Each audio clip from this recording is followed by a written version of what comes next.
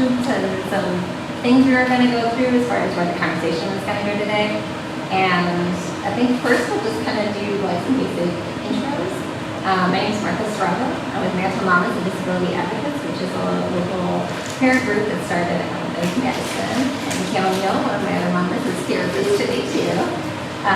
We do a lot of local level stuff in Madison and outside of Madison because special education is everywhere across the state. And we get people reaching out to us from different groups that we know, and so we help out when and where we can, whether we're in person or not. And we're able to help them navigate. It's been pretty interesting. We've gone as far as Chilton and some places in Milwaukee, so there's been really good experience, but a lot of that comes from all the families we get to work with on a daily basis. We do a lot of social media through Facebook, and then we also get together for doing legislative things as they come up, budget hearings, and then working with all of the different levels of people that are involved in education across the board. So we can just kind of go down the circle here. Anna, do you want to start with? Sure. My name is Anna Moffett, and I kind of come into this work similar to where Mark Whitney is. I'm a family advocate. I have 3 children, and I have 2 children that are on the autism spectrum. One is much, has some pretty significant needs, I would say. And so that really pushed me into the advocate role of having to deal with the school system and then also the medical system and all of those systems. And so really from that work advocating my own son, I switched into becoming a parent care specialist with an organization called Wisconsin Family Thrive. So it's a statewide family-led organization. And then from that work of working with families in the county really compelled me to run for the Madison School Board, just because I was really seeing the inequities that existed for our students that had disabilities, in particular our students with mental health needs that weren't being met. They were funding that in the school system, and they were being punished a lot of the times for things that were just related to their disability. And after that, I moved to Nottingham County, the National Alliance on Mental Illness, did some work here. I currently work back in the Madison School District, so yes, I circled back, and so my role with the school district is family ombudsperson. So there's just a couple of us in the state, so I help families that have students with IEPs. So families can reach out to me if they have concerns, if they have questions, if they're looking to get connected with community resources, if they're not understanding all of the different things going on. Today, as part of this panel, I'm really not coming from that role. I'm really coming from my role as a school board member and sort of implications of the special education fund gap in that space, and then also as a caregiver because we never really moved by that. So, that's it. Thanks for being here. I'm Jennifer Burris. I'm the Assistant Director for the School Financial Services team at the Department of Public Instruction. So I'm here kind of the financial side of the state side. I was also a business manager, Director of Business Services in 2 different school districts over the last 24 years. So understand funding. Hi everyone, my name is Mike Jones. I use he and his pronouns. I am currently president of Madison Teachers Incorporated, Teachers Union and MMSD. But before that, I've been a very proud special education teacher in 3 different districts, so I've seen quite a few things, and also involved with advocacy, or trying to get some national, statewide advocacy going around special education funding. That we had some good momentum on, and then certain people got into power, and that got shelved, but I feel like we have the energy to get back at it, ways that we can push for a national movement since next year, I believe, will be the 50th anniversary of the Individuals with Disabilities in Education Act. On a federal level, that we've never, as a federal government, we've never fully satisfactorily funded schools, which obviously puts the burden on the state, and then as a result puts the burden on the local district. And I think it's one of the reasons why why so many of our districts and so many of our communities have underfunded special education, and we're constantly going to referendum. So, here to talk about things we can do to really speak truth to power. Thank you. I heard that add in the one big part of we're going in the personal story side of stuff, the special education usually kind of comes in that role of what kind of buy-in do you have in there too? And we have to launch this because we all ended up with in a legislative group partners in policy making, and it's really that as our goal for because we all have kids in the district of lots of different needs, and we really want to make bigger changes than just right at the table. And that's been the reason for the panel here is because we're on DPI, we have Jennifer at DPI, and that's kind of from the top down. And so Mike works directly with teachers, and then Anna, her role kind of fills that mid gap that we need between our educators, our parents, and things like that. And the reason that Anna has her role is because we actually requested it in our district because we saw that Eau Claire had been doing had that role, and they had it for 3 years, and so they kind of navigated a little bit about what that role meant. And so we're able to kind of model it, and Anna's been able to slowly kind of work on different projects, and sometimes I'll send parents from it, sometimes she'll send ones over to our group too. And so we're all able to kind of have this interconnectivity. I'll start going through some of these questions because Jennifer, I know you're so excited to be the top one here who I'm going to direct it at. We were talking about how much does our federal and our state governments underfund the Wisconsin districts when it comes to special education. And that's a heavy one because that's feeding it right from the top down. So I did some looking on our site because there's a few different ways that schools receive funding for special education services. So there's a categorical aid, and that's based on eligible expenditures. Because anything that's coded to Fund 27 in our system for accounting, those are excess costs. So any costs of providing those services to special education students. But there's also the high cost special education aid. And between the two, so I just looked at fiscal year 24, so the school year that we just ended. The categorical aid, the percentage, because it's a certain appropriation amount that, we have to then distribute to schools. The amount that was funded for eligible expenditures, 32.4% with the categorical aid. I mean, it was $558 million, but it's still only 32.4% of the eligible expenditures. And what I mean by that is there are certain things that it's eligible, like salaries and benefits, are eligible, transportation that's in the IEP, are eligible expenditures.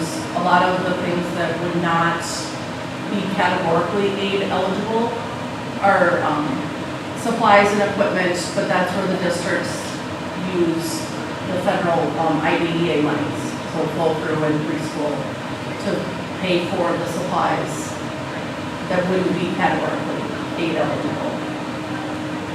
High cost special education aid in fiscal year 24 was just over 13 million, so 13,032,000. And the average reimbursement rate, and so it looks at costs that exceed 30,000. That's what then qualifies for high cost. The average reimbursement rate for eligible costs over 30,000 was 24.23%. Well, there's a few other funding sources.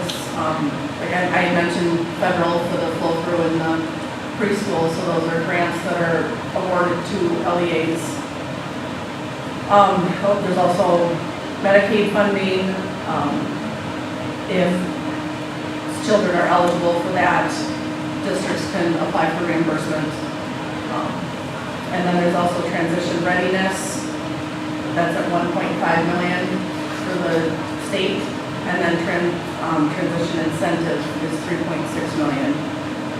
The transition incentive is based on post-secondary education and employment outcomes, so there are surveys that are filled out at the district or at the LEA level, and then it's a dollar amount that's associated with it, and then paid back to the district. And then transition readiness is grants to expand capacity to provide transition services at a district level or LEA level.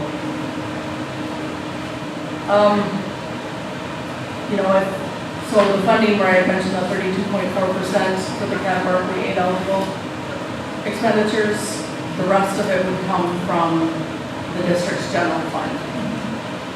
The accounting is required to have a zero balance, so anything that's not funded at the state level with the aids would be funded by the general fund budget as a transfer into 27, that's how it's accounted for. How much, do you know, or how much Congress has allotted to Wisconsin, or what percentage breakdown that is in terms of? To Wisconsin? Yeah. I do not know. Okay. One of the lowest rates. I was looking at it yesterday. So, because my data is a little outdated, but in 2020, 2021, if Congress, so how many of you are aware of what IDA, what we're supposed to be, how our federal government is supposed to be funding us to? All right, so when that act came about in 1975, federal government was supposed to say, okay, anything that goes over, federal government is supposed to be at 40% to all states. Like federal fund is whatever the child needs, federal government is supposed to take in 40% of that. They have never done above 17%. Doesn't matter if we're talking Democrat or Republican legislators, doesn't matter if we're talking about Donald Trump or Barack Obama as president. It has never gone above 17%. In that year, Wisconsin lost $410 million in aid. That if Congress, and then when we're talking about like California or Texas, we're talking about $2 billion. And we know just the way, because of the way the state funding formula also is that disproportionately impacts students and families in more urban districts because of the way the funding formula is. And we also know that disproportionately impacts children of color, families of color. Because of the It's any state too, isn't it? It's any- All states. Yeah, I mean, all the states are underfunded, but I did want to provide some Wisconsin context and some, like, this is how, like, this impacts, and then it makes, so because the federal government doesn't give the state enough money, the state can only do so much, and then they put that on the school board, so, I don't know. Yeah, well, and the other tricky thing around special education funding, in the law, IDEA, is there's something called maintenance of effort. So it's really not like you can just go in and cut all of these services. You have to maintain what you've done in the prior year, and so it continues to draw out of the general fund. And I think, even as a school board member, a lot, and I was talking to Jennifer about this too, that when you start talking about special education, people are like, oh, it doesn't affect me, I don't have a student with IEP. Well, actually it affects everyone because a large amount of money is coming out of the general fund, and really the general fund is designated for all students, and so people need to understand that the underfunding of special education funding is impacting all students, not just students with IEPs, but all students in the school district. And that can be challenging because then what happens too as like policymakers is then you start setting up groups against each other. Because it becomes seen as a zero-sum situation, which is really harmful. Because we don't want to pit students against students or families against families. I think that actually brings us into the next question that we have on here too, and like this is gonna start you off, I think, here, because I feel like you get to talk about this stuff all the time and kind of diving into more local side of things. And so how does that impact decision-making around special education at this district building on a classroom level? So I will tell you, it impacts, like, decision-making in multiple ways. Some of them are monetarily, and some of them are just emotional, or like morale. So like on a monetary standpoint, I cannot tell, like, I have been in IEP meetings, and this is, Madison, I've worked in Milwaukee, I've worked in Middleton. So I worked in various districts of various affluences. Each and every IEP unit, there are opportunities for us to provide more services, opportunities for us to do things differently for the kid. And I've been in meetings, I think anyone who's been part of an IEP meeting has experienced where it's like, even if the caregivers, the case manager, service providers, even the LEA, like the principal or the associate principal or district representatives, all agree this is what's best for the kid, but then it ultimately is, we can't afford it. You know, sometimes it's an extra person to be support, sometimes it's a new program, sometimes it's something, and that is what leads to the second part, which is the heartbreak. I have talked to one of the special education and special ed teachers, but also the SEAs who are doing the day-to-day work. I know in terms of communication, when they leave, they're usually not leaving because of money.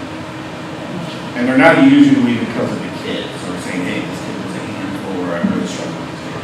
They usually are leaving because they're like, I am underserving this kid. I am not doing enough. The parent or the caregiver knows I'm not doing enough. The kid knows I'm not doing enough because kids read through adult BS real quick. And I do not want to be a part of a system that is constantly harming this kid or harming parents and harming myself. And because that's a cycle that constantly happens. So we lose so many people. The turnover is so high because the resources are not there, or not there. The support is not there. The training is not there because the turnover is so high that it's up to train and retrain and then retrain again. Even despite everyone's best efforts, and it's a lot of it comes down to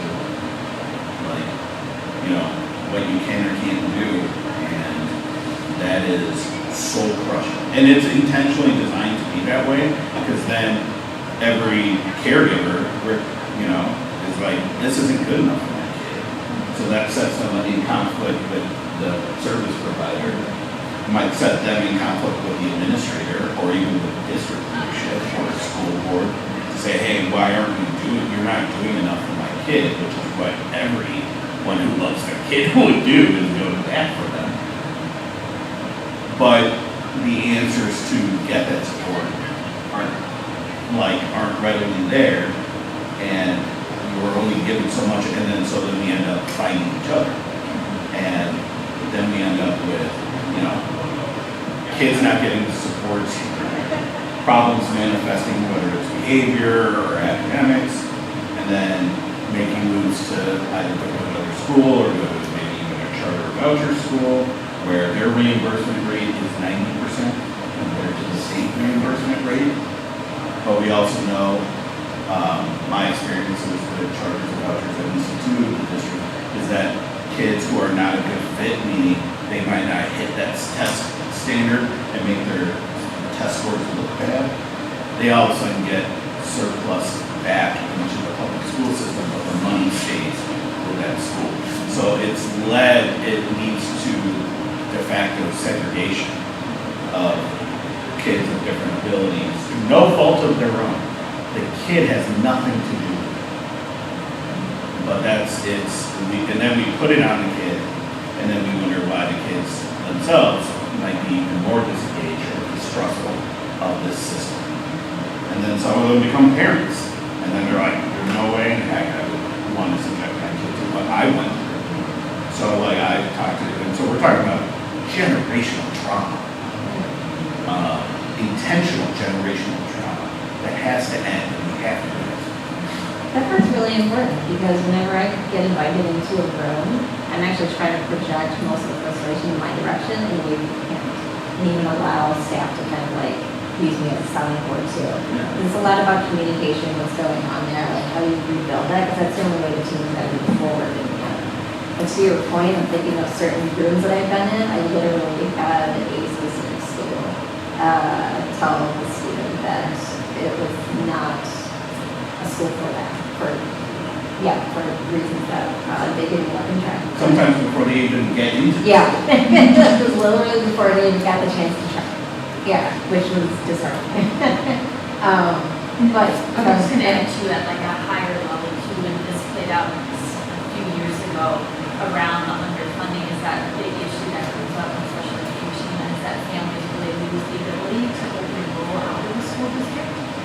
There was an article 2 years ago where the school district flat out said we are accepting open enrollment applications for kids unless they're a kid with non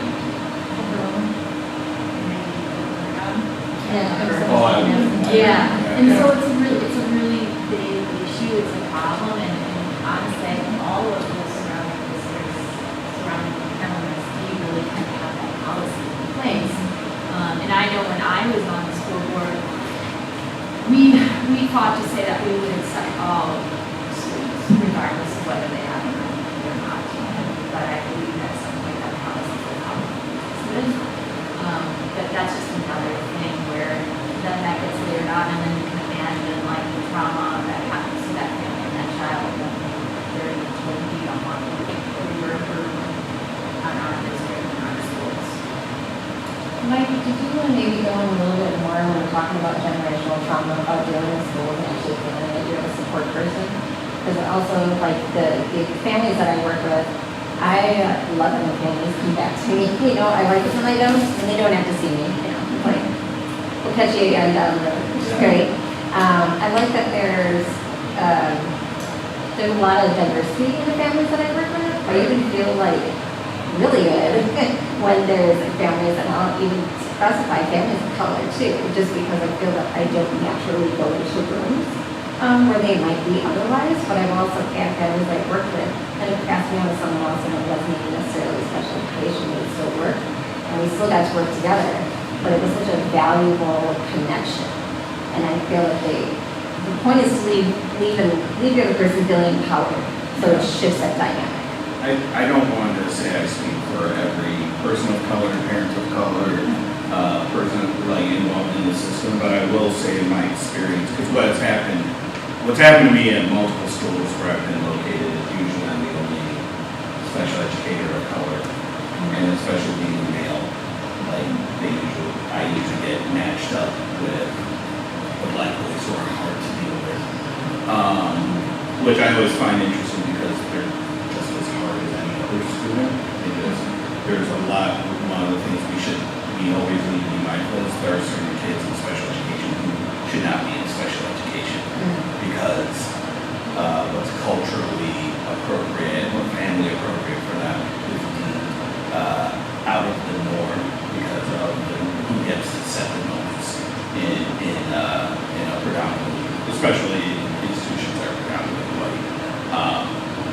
But I will say, there's no magic formula, but I will say, like, when you spend more time listening and less time talking at people, is usually when at least there's trust, even when the discussion is not particularly a fun one.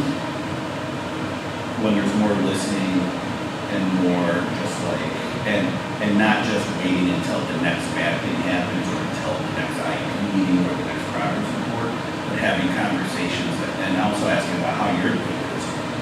I would say when I first started, I was definitely afraid of talking to parents because I was afraid of getting yelled at over the phone.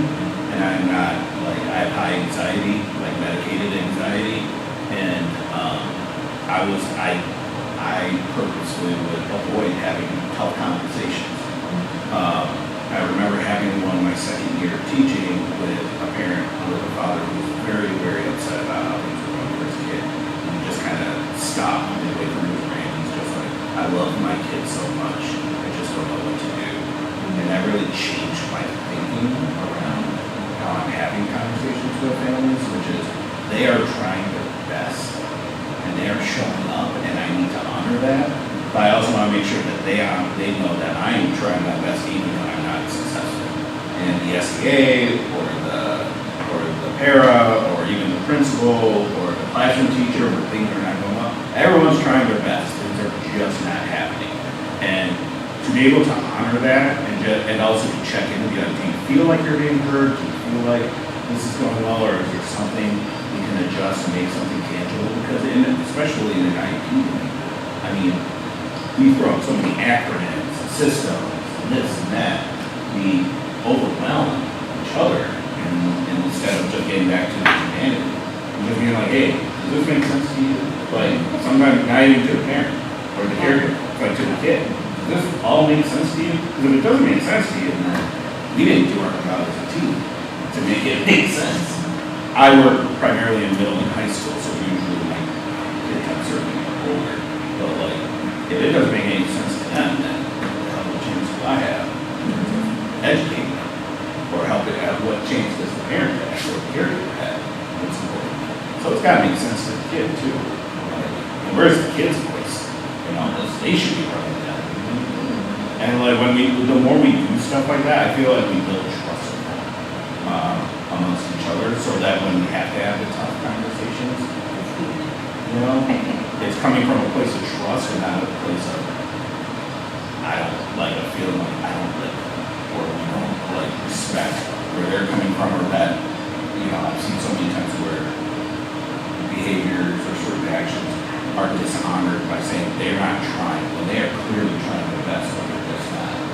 It's just manifesting in a way that might not be acceptable to the ear, to a rubric. And that's something we have to be. That's like human work that but only it can be addressed if we also put more funding in it, so we have more people to get involved and to honor that space as opposed to just doing bare bones, like just enough to get by, which is always never enough. I'm just gonna keep like rolling, and I'm gonna take this in this place, you're taking this one right down this part. This for our next question, we're getting into like the more the personal side of things, and like how is it affecting kids? I see. I was just going to tie into talking about funding. I looked it up. Federal IDEA reimbursement as of May 2024 is 14.7%. So even less It's than gone down since the last updated initiative. Isn't it 16? It was 16 when we started that initiative back in 2021. In 2024, this year, it's 14.7%. Thank you. I mean, not thank you. Yeah, That's right, great right. news, but thank you. It's good to know in a sense. So this could come under, because we do have a lot of children to be, twice exceptional. So would that come from a different budget or our special education funding? For advanced learners. Twice exceptional children? Yeah.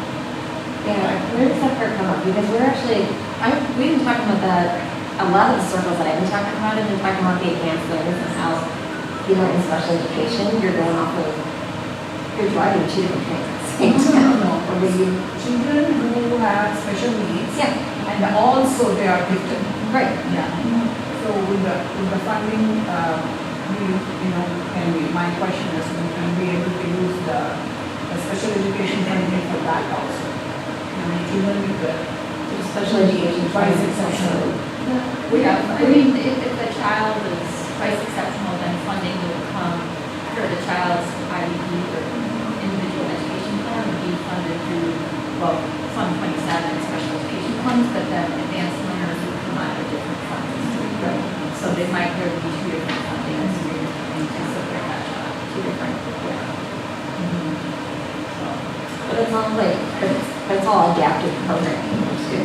So it's just different types. One's trying to keep up with, and the other one is trying to also hone in on other skill sets too.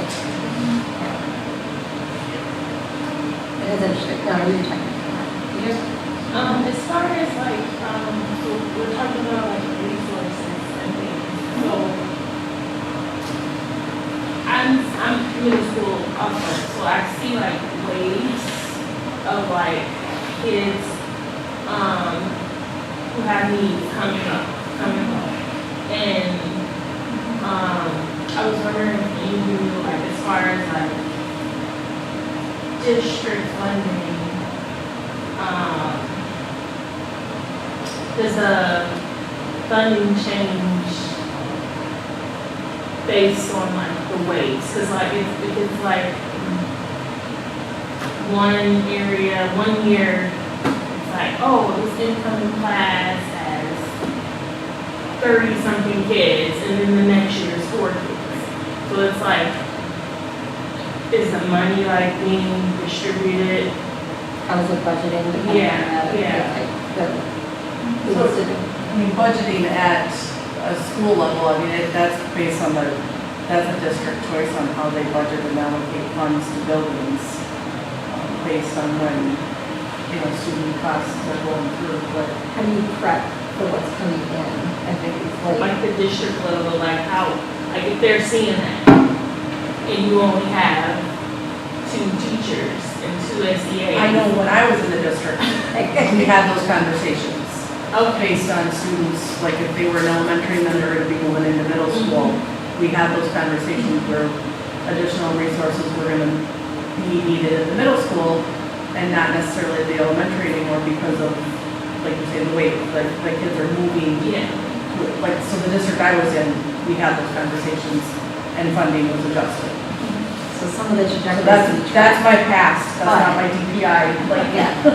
but my past, that's what we did. I don't know how other districts State handle and it. national funding doesn't change from year to year based on. Based on the level of, the grade So level of that's- students, so right? that's So like- it's still, that stays the same as far as, Because some Right. certain funding, some The- special right. funding. What? the amount of funding at the state level, it's the expenditures at the district level, not at the school level, where it's funded. One thing I would say I notice a lot more, and this might just be because Madison's a little bit more urban, but with the changing demographic, like because of income inequality, and it's difficult to actually find affordable housing in all of Dane County, but not just Madison, but all of Dane County, and let's be real, all of Wisconsin and all of this country because of the way inflation goes and the way, wages are not keeping up with the cost and standard of living. One thing I have noticed is there's a lot more movement of families and kids into certain areas because they find affordable housing, and then it's tough. By then, sometimes it's like almost too late. Like there's an elementary school that's my community elementary, or my neighborhood elementary school that is a large elementary school, but when there was a new set of apartment complex that were built like 3 years ago, all those kids went to that elementary school, and these were families that were transitioning from being unhoused and having a lot of trauma and a lot of unmet mental health needs. And it took a lot of advocacy for multiple years to get that school the staffing it needs. And there are a lot of schools where on paper it looks like the staffing looks the same, but we also know the neighborhoods are different. Like I used to teach on the north side, so you would have families from that live in a trailer park, and that's not to play on stereotypes, but there are different realities that we're dealing with that we have to be prepared for, but it looked the same as another middle school across the street or across the city that might not have the same population. And I think there's ways that, and I see our board trying to understand that, I see admin trying to understand that, but the problem is there aren't really good solutions, because most solutions require either more funding, talking about increasing allocation, and then usually if you're talking about increasing allocation, you're talking about decreasing it somewhere else because of the formula, right? So you can say, let's increase special ed funding, but that might mean at the cost of cutting ESL services or cutting arts programming and things like that, and other things that engage and are great for kids in the school community and everything in general. And then gets back to like some things Anna and Sam mentioned, like setting interest groups against each other.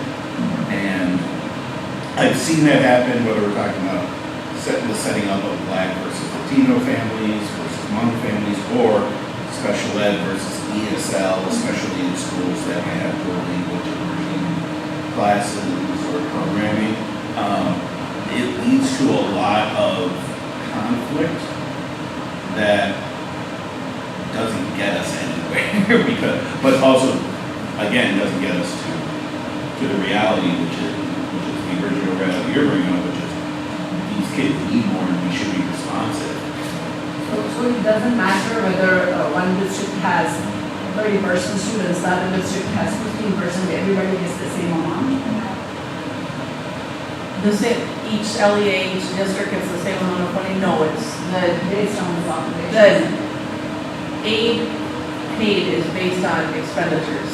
So it's a salary and benefits, so if, one LEA, one district has, 50 staff in the special education department, and another LEA has 20, they're not gonna get the same aid paid. It's gonna be based on their expenditures that they have for their district.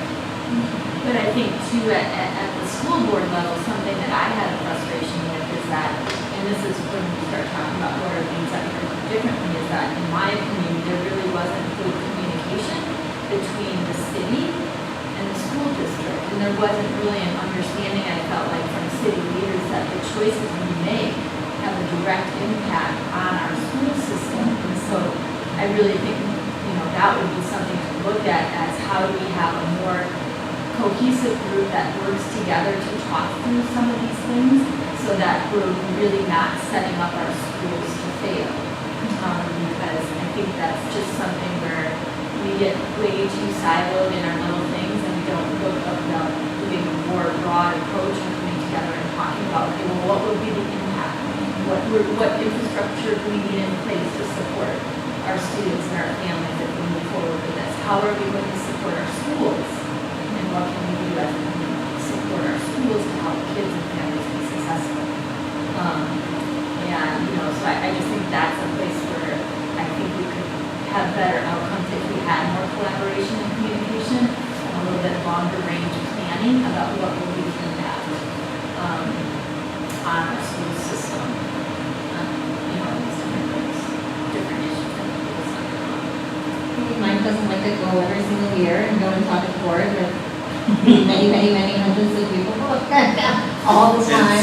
It's one of those things where I was just reflecting on what you were saying, in terms of, it is frustrating to have the same conversation over and over again, and it feeling like Groundhog Day, where you are in a certain place, and some of the people you're talking to, through no fault of their own, because we're all dealing with stuff, but just like, being like, oh, well, tell me more, it's like, I told you the same thing. Like, I told you, like, I put data in front of you, I put paper in front of you, you showed up. Like, this cannot be a new, learning for you. Again, but then again, I'm a teacher, so I'm used to students dealing with that, it's just tough as little adults. Understanding that, that reality, and also, I think, in terms of how we're talking about it, I think that kind of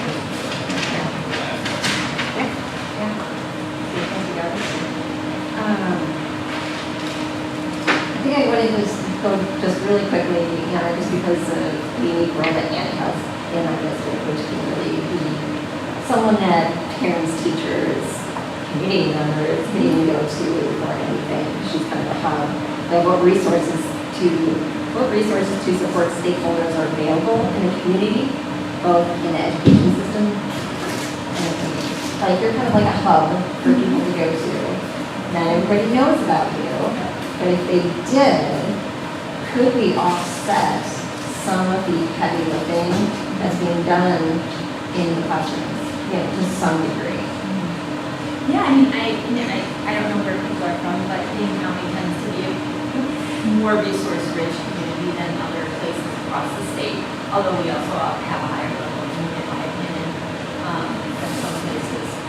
But, I think if you're coming from other districts, like my current role, I feel like it's been beneficial for families because for a lot of families, there's so much going on in their lives that to really have the capacity to go through all these systems that have wait lists and have procedures and have paperwork and have all this stuff, being able to have somebody help you go through that and get families connected can be very beneficial. With a lot of families that they want the additional support, and we know kids are only in school part of the day.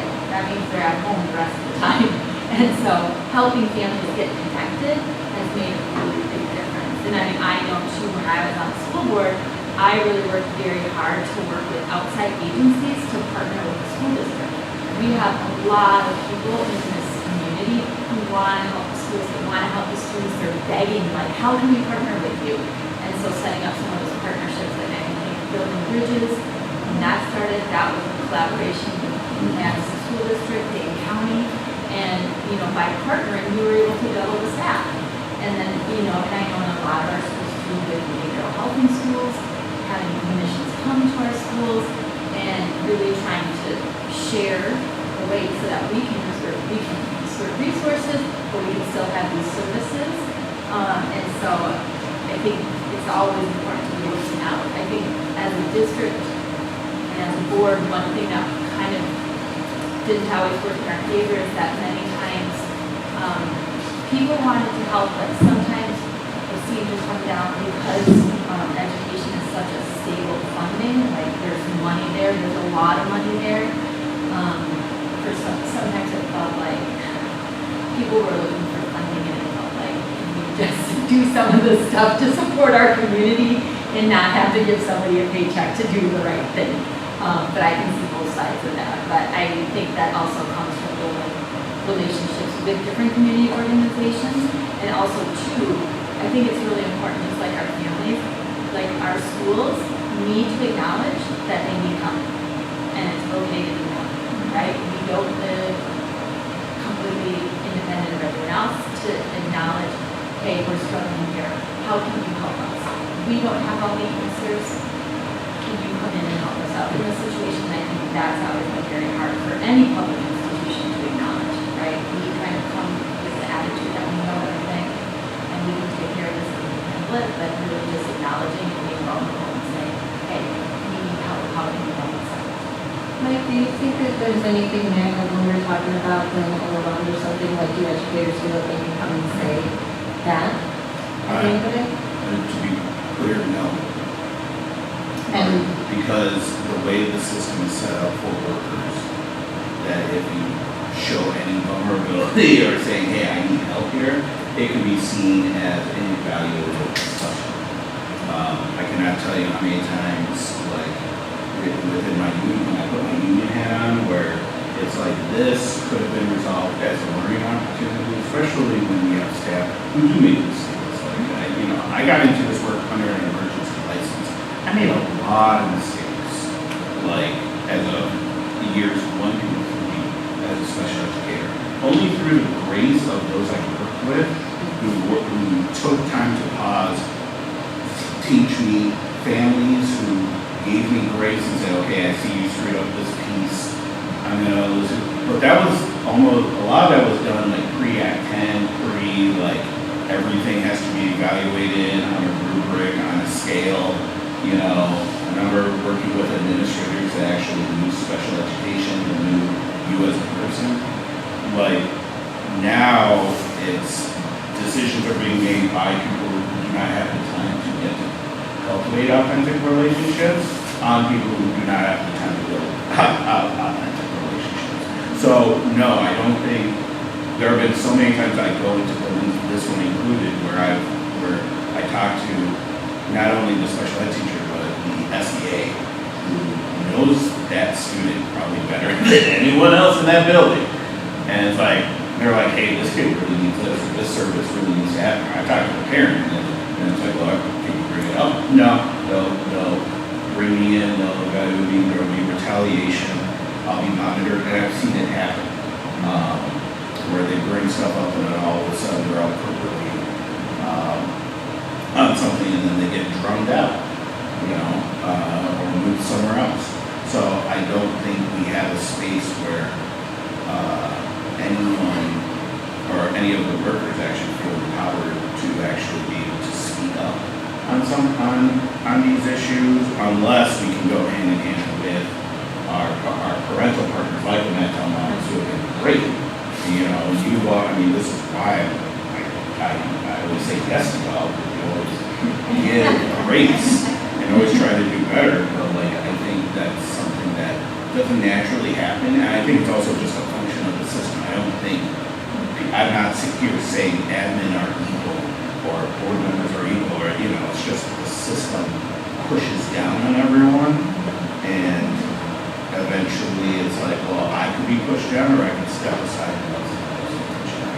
So, and that's also so breaking, because when you're like, I want to be able to defend this kid that I'm working with, I'm supporting, but if I say the wrong thing, I'm on leave for a long time, you know. I'm glad you brought that up, because I actually utilize that a lot. I can't really get in trouble for a lot of things. That's why we have like our family caregivers, like case in point, 2 years ago, we had a teacher, an elementary teacher, who started a GoFundMe, and she would do home visits, because her student was Technically homebound student, and the family was on the verge of being evicted. And the student was growing, young man, growing, and needed a new specialty bed. So she started a GoFundMe on her own time, with her own resources, and the money went straight to the parent. So she had no, like, connection of the money, but she spread out the GoFundMe to get their rent and their bed, get a new bed for the kid. The good news is, family got their rent, the kid got his new bed. Bad news was, she somehow violated allegedly the district's social media policy and was on leave for 3 months for starting a GoFundMe for her kid. So how does that incentivize other workers to do things for their kids and families? You know, when you're going to be investigated, and they still wanted to put it on her record, like she did this bad thing. She's like, I'm literally trying to save the family, and not in like a savior sort of way, just literally they asked me to do this family, and she got punished. When I'm working with Mantle Mamas, when I have to go into tougher situations that are asking for some more creative processes at the table, or there is someone from the district who initially does not have a very creative mind, as some of the other educators are, and I'm trying to listen to the team members that are speaking together and loudly and still feel like they're not being heard. Sometimes I pivot around and I just go straight to the top here, and we'll go and have a conversation higher up, which actually surpasses the person and is becoming a problem, and sometimes we kind of figure it out that way. But that's kind of the unique role that I can kind of play here, is because sometimes you run to a roadblock, which shouldn't be there at all. And if you talk to someone who is from the top down, thinking that everything is running smoothly and all the numbers will be great, but still you got this one student that needs this one thing in this very specific way. It's called individualized support for a reason. That's actually not happening, and then parents get frustrated, and then they don't know what to do. It just creates a bad pathway from then on. And if we can take a little bit extra time, have those tougher conversations, I'm usually just there with a parent, and I'll make the connections, and then we'll work on it from there. And sometimes we have to get jostled about it a little bit. That's okay, as long as we're still being productive in the end. But that's some of the stuff that I do. So I've created a really strong relationship with a lot of the administration in Madison. I've also utilized that with the other districts, that we've got to work with those too, because I just know what title do we have to go to in order to have this conversation, but how do we restart it in a way that it's going to be productive and not stuck anymore. And so that's some of the space that I take, so that, because a lot of times we're taking the weight off the educators, and they're like, well, we've already been told no, and I'm like, yeah, but no sometimes does mean yes. So it goes to depends on who you talk to. Thank you. Yeah. I actually think that's bringing us like right into the end, and if we want to, I'm going to start off and we'll just kind of run down the table, because this is kind of our final thought that's what we have here, but we're definitely open to any questions too, that you guys might still have in the end. We're going to share what are tangible ways we can support all people in the special education system today, tomorrow, and long term. So I think in my role with Mantle Mamas, we each kind of hold a role that's identified to what we feel that we're really strong in, and I'm the one who works on the ground with parents, doing the Michael Lovett stuff. Caroline here is our social media superstar. So she's able to do a lot of stuff online, and some people are So people love just being able to have access to the content that we can put out there to kind of draw off of, or to see if they can create their own experiences. But we also do stuff that's like higher up. We like it when parents reach out for just questions. We like it when educators reach out too, so we can help with issues that are starting to form and maybe a parent just needs something there. But then, I don't know who's all in this room, but parents, educators, or if you even want to pass this along, is that parents need families. And that's kind of why we came to this table. Is so if you can connect anybody who you feel is kind of like close to the similar circle, or people just want to get involved, connect them to another resource and kind of see where that journey takes them to. Because sometimes it feels very isolating. And once you start banding together, and even if it's just two of you, we started out as 4. Did you want to? Well, I was just gonna say that three out of our 4 members live within 2 miles of each other and had never met in all of the years by the time we went to Canada for advocacy stuff. So, Yeah, that was really mind blowing when that happened too. Did you want to share anything more from your perspective? I just, Did I there's like, one of the things we always wanted to break down that us versus them thing, because, there's just, we're all fighting for something, but ideally we're all there for whoever our kid is we're supporting.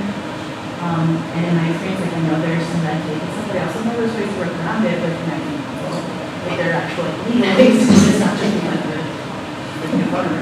But that is the most isolating thing, because we're like, a lot of people we talk to, even ourselves when we've done through spaces, is that we didn't know what the expectation was.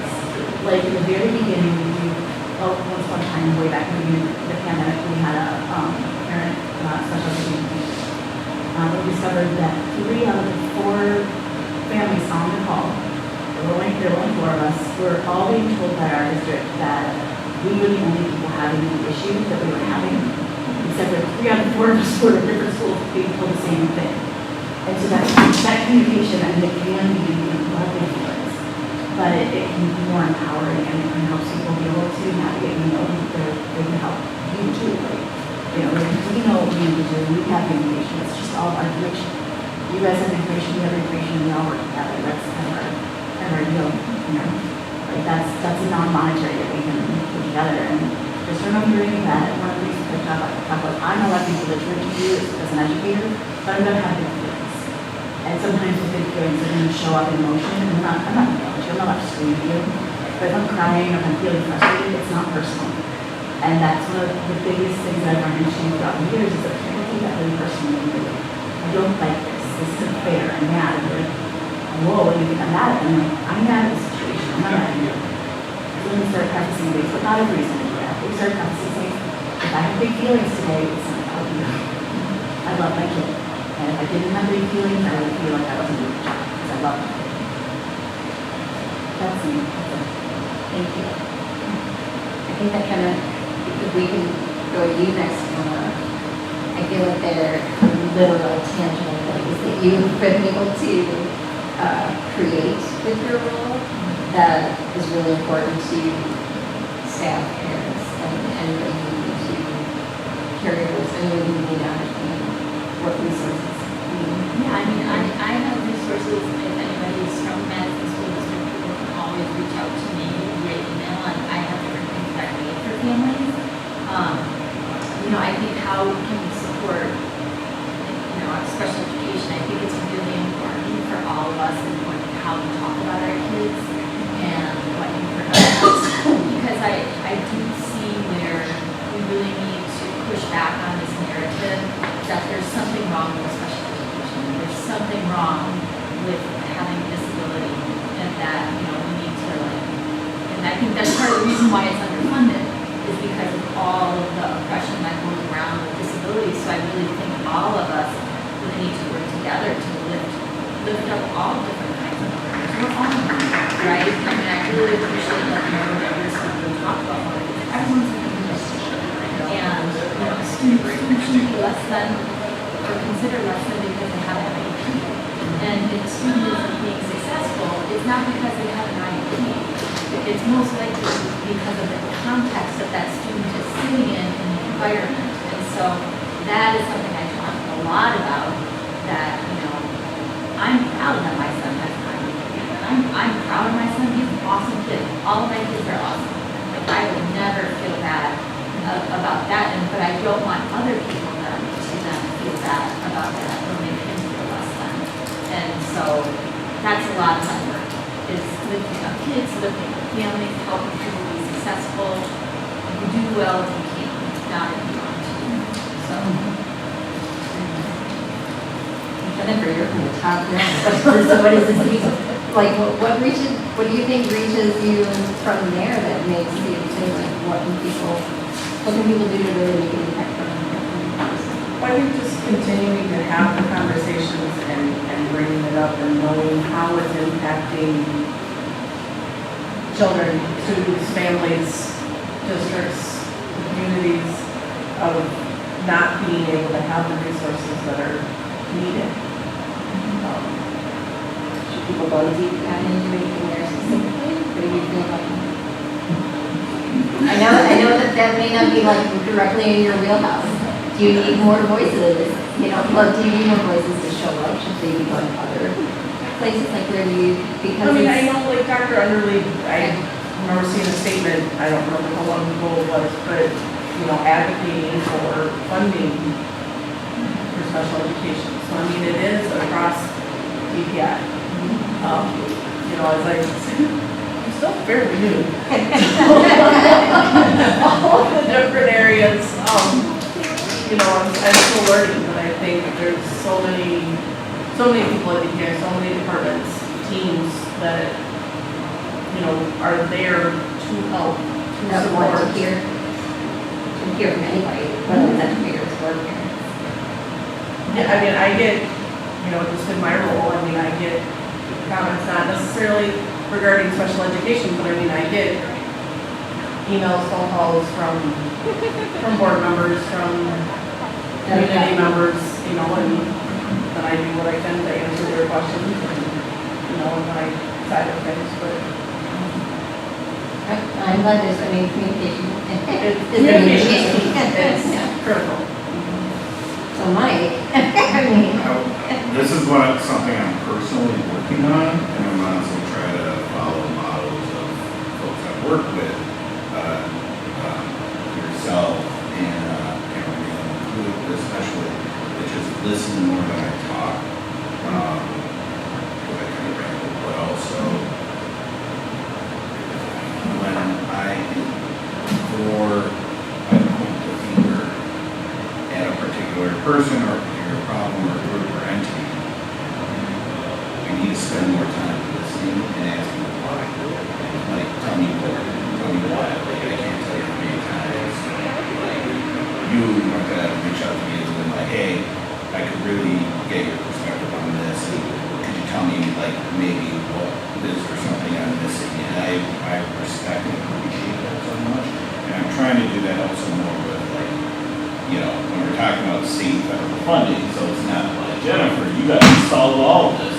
Come on, or Hannah, what is Doyle doing or not doing? But asking more, trying to be more present, being like, tell me why this is happening or why it's not happening, or is there something I'm missing? And then even if I still need to call it out or speak on it, at least I can feel like, okay, we're talking about human beings and being tough on the problem, not on the person. Because we are a lot of good people trying to solve the problems. If you weren't invested in this, like everyone here is great, but if you weren't invested in this, you wouldn't be here. You wouldn't take your time out of your summer to come here, and your presence means growth and needs growth too for our system. And so we just gotta keep on showing up and asking and listening more than we're talking. wonderful. Well, Graphics is here today.